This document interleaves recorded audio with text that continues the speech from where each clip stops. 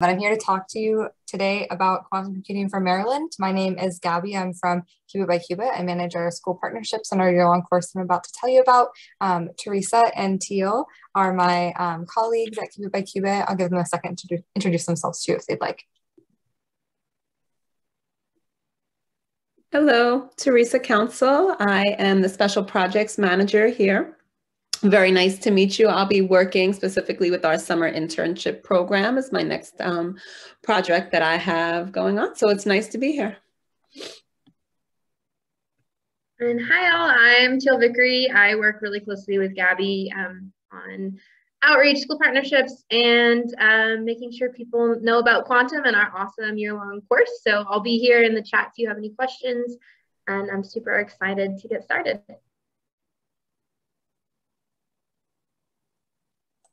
Awesome, thank you both.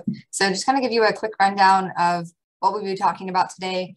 We already did introductions, so it's wonderful, Reg, David, and William to have you all here. I saw Wendy, you also joined, welcome. And so after that, we will be talking about, what is quantum computing and why should students be learning about it now?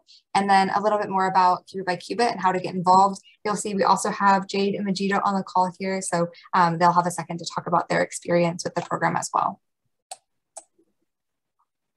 So Wendy, if you'd like to drop in the chat your name, your role, and what school or district you're coming from.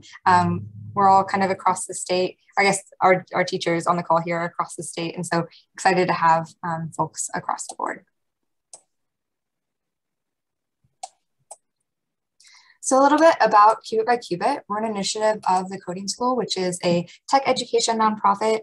At Qubit by Qubit, we're really devoted to three main pillars of our work. So we're interested in early and expanded access to quantum education, making sure that we are increasing diversity and inclusion in quantum, and making sure as well that we're training the next generation of quantum leaders. So I'll talk a little bit more about kind of our timelines for quantum computing, but we know that quantum computing is kind of on the precipice. We want to make sure that students, regardless of whether or not they want to go into this space, are kind of coming into it as a quantum literate workforce and have the knowledge and skills that they need to explore quantum computing. On the bottom here, you'll also see our outstanding advisory board members, really some of the biggest names in quantum computing. Among them, Dr. Clarice Aiello, who was actually just named the US's very first quantum biology center lead at UCLA. So there's, I think, one of 4 in the world that's just opening. And so really excited to have her advisement in addition to all of these really awesome advisory board members. On the right here, you'll also see that we work closely in addition to our work with schools and academics. We also work with industry partners. And so part of that is about funding our programs, but also making sure that our curriculum and what we're actually teaching are industry centric. And so we want students to, again, be equipped to enter this field as it kind of comes to fruition. The course that I'm talking about today is entirely sponsored by IBM Quantum. So we register all of our school partners and their students entirely for free. So a bit about our reach. We've taught 15,000 students from 125 countries and 50 US states. And of those, 55% of our students come from backgrounds traditionally underrepresented in STEM. So we want we are a huge part of our work at Qubit by Cuba is making sure that both our marketing and outreach to schools and areas is representative, and also that our curriculum is accessible and approachable for students of all backgrounds. So I know that I think in the chat here, we have several teachers who have heard a little bit about quantum computing, but one definition that we love and that our students really adhere to is how quantum computing makes use of the weirdness of quantum mechanics to solve problems that normal computers cannot. So although current applications and really a big commercial boom of quantum computing is still 5 to 10 years out, we're interested in how quantum comes at the intersection of all of these different fields. So computer science for sure. Diane from the Maryland Center for Computing Education is co-hosting this webinar with us. Physics, math, engineering, all of these areas really make quantum computing what it is today and kind of are going to be the change makers in the field. And so we're really excited to be able to introduce students to all of these different cross-cutting concepts in a really interesting way through this one course.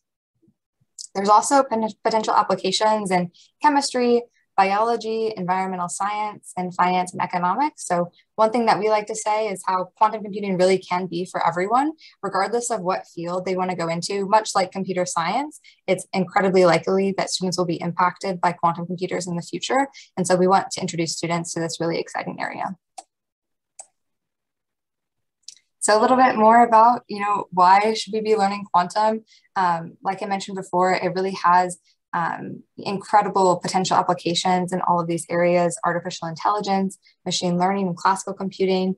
I think, William, you mentioned that at Johns Hopkins, they said it'll be AI, big data, and quantum, and that's exactly what we're seeing as well.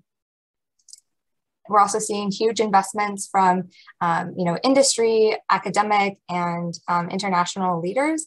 And so we're excited to introduce students to this field, especially given that it's projected to be between a $450 to $850 billion industry. So we want students to, be a part of that if they're interested. And with that, I will turn it over to Jade for a couple of minutes to talk a little bit more about her experience as a graduate of our year-long course, and then I'll get to talk to you a little bit more. Hi, everyone. Nice to meet you all. As Gabby mentioned, my name is Jade Lashak. I'm a freshman physics major at the University of Maryland and also born and raised in Maryland. I mentioned earlier in the call when we were doing brief introductions, but I'm from Montgomery County, went to Richard Montgomery High School, if that's familiar to any of you. Before I was in my senior year of high school, when I took this course, I thought I wanted to become a biologist, and I was, learning so many different STEM things in middle and early years of high school. I was just really open to learning a lot of different things, and then physics changed my life in 10th grade, and I was looking for applications of physics. What can I do with this? And so this course came along and showed me the aspect of quantum physics and quantum computing specifically, and I do have to say that it probably changed my life in that way, because I'm now a physics major. I am really looking to work in quantum computing a little more on the business side, on commercialization of quantum technologies that's going to occur, but I'm also very interested in quantum research. And the course gave me more than just the knowledge. It was labs and lectures each week, but also a community that I was able to connect with. Through the course, I participated in MIT's Quantum Hackathon, which I will also be participating in this weekend. So I'm very excited for that. That's a great opportunity. It's in its third year now, but through that I met other Qubit by Qubit students, and I got some practice with quantum computing practically, and it was a really cool experience. So that's one extra thing that Qubit by Qubit did for me. So far in college, I've also started the Undergraduate Quantum Association at UMD. So there was not a space previously for students interested in quantum science to kind of build that sense of community, especially among undergraduates. That's generally reserved for graduate students doing the research in all areas of quantum, because it's not just quantum computing. There's quantum information theory, quantum communications, quantum sensing, and so I created that organization. We're registered through through UMD's official club system, and sorry, noise outside. And we're creating connections throughout academia and industry. So I've reached out to the local quantum computing startup, IonQ, who I met through the hackathon, and forming partnerships there so that our organization can host workshops and events, somehow get to our own place of being a fully student-led organization, akin to Stanford and MIT's organizations. UMD has so many great quantum resources itself. It has 7 quantum centers, all going by the name of like Joint Quantum Institute, Quantum Technology Center. They're quite prolific, and it's a very large area of research at UMD. So yeah, we're just trying to connect everybody in the university on a more student side of it. And we've currently got about 40 members, and we're looking to expand. That's what I've been up to since this course. And yeah, I can't stress enough how much this course was like life-changing, which may sound cliche, but for me, this is where it's taken me. And I'm really happy and looking forward to everything that I'm going to do in the future with it. Thanks so much, Jade. Again, really such a pleasure to get to know Jade through participation in the course and to be able to stay in touch afterwards as she continues to, expand upon the quantum computing community or quantum information science and engineering community, and, continue to see that grow. So Jade hinted at some of this already, but the University of Maryland specifically and the Maryland region in general is a huge hub of quantum computing. This is a quote from the president of the University of Maryland. He says that quantum can be for us what Silicon was for Silicon Valley. This is that big play for the state of Maryland in this entire region. And so we're really excited through this year-long course and our other programs to be having schools, both public, private, public charters across the board participating in our course and our other programs. You'll see here, we highlighted from UMD's quantum page. This is a map of the quantum hotspots and partners that they work with, among them being research institutions, universities, and like research centers, as well as a couple industry partners that UMD works with. So on the right, you'll see down here, UMD has been a huge proponent in quantum innovation. They were recently awarded a $25 million NSF award to fund the new Institute for Quantum Simulation, one of the 7 that Jade mentioned, as well as William, you mentioned quantum batteries. In the beginning, and IonQ has been partnering with Hyundai to optimize lithium-air batteries. And so we're seeing both the innovation and the research being done and also the applications that are coming out of quantum computing, even in these fairly early stages of commercial applications. On the left here, you'll see a number of schools who we've worked with either through our year-long course or hosting a workshop or other program, some really phenomenal schools across the state, and looking to continue to grow that number as we spread the word about quantum. So now I can dive into what exactly our course is, what we're offering. So the course is a 2,000 student high school course for students in grades 9 through 12. The only prerequisite is geometry. So typically our students are going to be between 10th and 12th grade, though 9th graders are certainly welcome. We have partnered with over 100 school partners across the US to offer this. And then the program will run from September through April. I mentioned before, but our school partnerships are sponsored by IBM Quantum. So we have no minimum or maximum enrollment requirements for our schools. And all of our schools are able to participate and have their students participate for free. So the course is composed of 3 different components. It is very much a high school intro level course, but during these 3 components, kind of similar to a college style class, there will be a 90-minute lecture that students are participating in each week, a 1-hour lab section, and a homework assignment. The lecture and labs are both happening synchronously on Zoom. The lectures, we have about 1/3 of our students attending each week on Sunday afternoons. The other 2/3 are watching the recording on Canvas, which is our course LMS.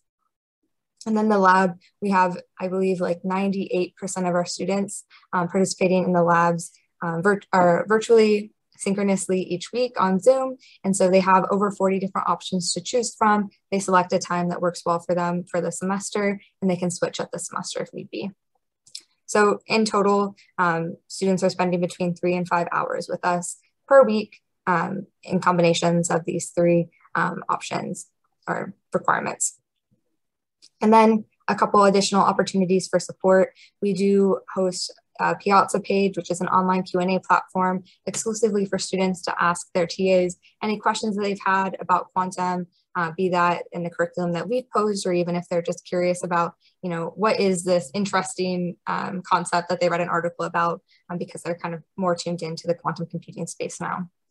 We also host homework review sessions and office hours, and those are both live opportunities for students to pop in, again, ask any questions that they have, hosted by our academic team members. So just to understand, you guys present the whole course. We are not teaching the course. Yes, we do present the whole course. I'll talk a little bit more about models, but some of our schools have done some really interesting things in how they offer the program in different capacities. So I'll touch on that in just a bit, William. So our instructors are really phenomenal. Dr. Akshay Agarwal is our lead instructor who teaches our lectures and our curriculum developer. He received his PhD in electrical engineering and computer science from MIT. And then our teaching assistants are the really awesome graduate students who lead the 1-hour lab section each week. We're really excited by the near peer model because we want students to feel like, they have role models in this space, and also that they can approach their TAs if they're having any questions or problems.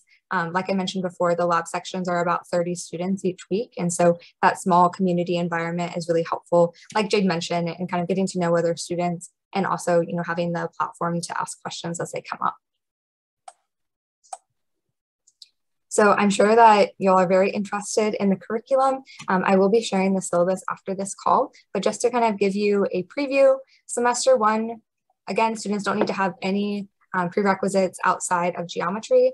No computer science experience necessary. They don't need to have taken a physics class. We do have students on, we have students who have never taken a physics class before. They've taken geometry. They might have taken another science course. And then on the other side of things, we also have students who have already taken all of their APCS classes. They might have capped out of their physics opportunities. And so they're taking this as an extra opportunity on top of their other coursework. So in semester 1, we're teaching students Python, specifically Qiskit, which is IBM's quantum computing programming language. They're learning about the analogies between classical and quantum computing, and some basics of quantum mechanics. By the end of semester 1, students are implementing quantum key distribution, which is a cybersecurity protocol in quantum that's actually being used today for communication. During semester 2, they're taking everything they learned in semester 1 and really just going deeper. You'll see more challenging quantum mechanics aspects like entanglement in the Bell state, more involved algorithms, and we're wrapping up semester 2 with applications and discussions of hardware. New this year, we've also introduced quantum projects during semester 2. So we have 5 different tracks that students can pursue, and they're optional projects. Most of our school partners are doing projects anyway, but during those, students can take a deeper dive into quantum coding, quantum physics, or another related topic. We're also really excited that our year-long curriculum shares alignment with the 3A and 3B CSTA standards. I don't think we've done the side-by-side yet of our alignment with Maryland standards, but most of them are fairly similar. One thing that we like to share, especially with our computer science teachers, is how we're fairly familiar with the classical computing stack. There is an analogous quantum computing stack. So you'll see here, you can actually see in this little diagram, this bottom part will be kind of like the quantum aspects that most of us are familiar with, or most of us are not familiar with. And then the classical computers are actually what are used to control the quantum computers. And so students really, for those especially who have taken computer science, they really grasp and enjoy this analogy. So in addition to our curriculum and the course that we offer, we have these special events for our course students. So things like lab tours. We sat down with IBM Quantum's lab, 2 really awesome researchers who showed us around their facilities up in Poughkeepsie, and then also sat down for a Q&A about what does quantum computing research look like on this cutting edge field? What were their academic paths, and what are some opportunities potentially for students to get involved in the IBM community?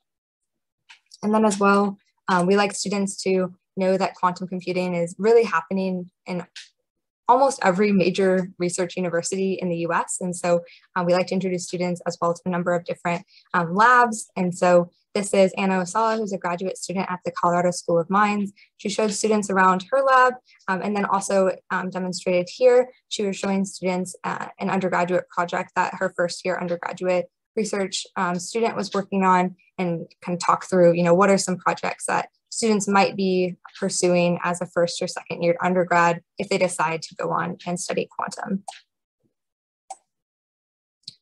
In addition to our kind of more content-driven visits, we also really love this community that we're building at Qubit by Qubit. So we posted a Women in Quantum panel. We've also invited in a number of guest speakers. Really excited. I can share it in this email afterwards. We also have a quantum research series. So we invite in graduate students and researchers to come in and talk about their work. Like Jade mentioned, there's so many different aspects of quantum, be that quantum computing, quantum information, quantum optics, in all of these different areas, we can give students a taste of what the research is looking like. What is this, very special field? We also hosted someone who does research in quantum chemistry. So a number of different areas that we're excited to introduce students to. So a little bit about last year's program that Jade participated in. So these are some stats from that program. So one thing that we really like to point out to our school partners especially is how through studying quantum computing, 96% of our students felt more confident in their STEM skills after taking this course. So we were really excited to see that, very few people have taught quantum computing to undergraduates, let alone high school students. And so we're excited to see that through taking quantum computing, we're seeing students get excited and energized about some of the other applied aspects of quantum as well. And here I'll touch on course models. I'm sure that we'll have some questions in the chat as well. But I can talk through a few different course models that we'll be offering. We know that there's no one size fits all for schools, and it really depends a lot on the school's capacity. And so we work really closely with our school partners to identify which model works best for them. These are a couple of our most popular ones, though there are others that our schools have implemented. So among them, independent study, be that in physics or computer science or in general independent study class, students might be assigned an advisor and then they're taking the course as their independent study program. Others have potentially added in the course as an elective or to their course catalog. And then others have organized it as an after-school program or an independent student enrichment opportunity. In those cases, if not having an advisor, we just ask that our school partners share out the flyer and enrollment link when that's available here in the beginning of March. And so still in that capacity, schools are able to offer it for free. And the hopes are that, after a year of kind of a trial period, we'll potentially be able to partner in a more involved capacity, though we understand that, that might not be an option for all schools. So, and then a little bit more, we like to share that our teachers and our schools are able to access the Canvas course. And so they're welcome to take the course alongside their students or even kind of track of their students' progress on Canvas as they go. We do share grade reports at the end of the quarter, the end of the semester, whichever ends up being requested by the school. And so although we're not able to issue a transcript, if a school is offering a grade for their participation in the course, be that a pass fail or A through F score, some of our school partners have been able to annotate on students' transcripts that they're taking quantum computing through this program. Awesome. So in addition to our year-long course, I kind of hinted at this at the beginning, but we have a number of other programs. We offer workshops, summer camps, courses, professional development, and lesson plans for teachers. So all of our programs are really growing exponentially. And so we're excited to continue to work with our really awesome partners to deliver these programs and change the lives of so many students. And with that, I'm sure there's questions that are percolating in the chat. Before we turn to the Q&A, I just wanted to give Majida Murdoch a couple minutes to share her experience with the program and what she's heard from her students as well. All right, well, good afternoon. My name is Majida Murdoch and I teach at Randallstown High School. And I had 2 of my students participate in this program. It was really funny because when they came back to school and we were virtual for a while and they did the program virtually. And I saw one of the young ladies had stopped me in the hallway and told me how great it was and, how she really enjoyed the program and that she really going to stay in science. I didn't know who she was because if you remember doing virtual, all you saw was a little round circle with the letter name in there. But for me, I was really excited to see a young lady really excited about science. And anytime you can open opportunities for students and to stay in STEM, I'm 100% for it. Awesome. Thank you so much, Majida, for sharing that. We're really excited to continue to partner with Majida and offer quantum computing at Randallstown High.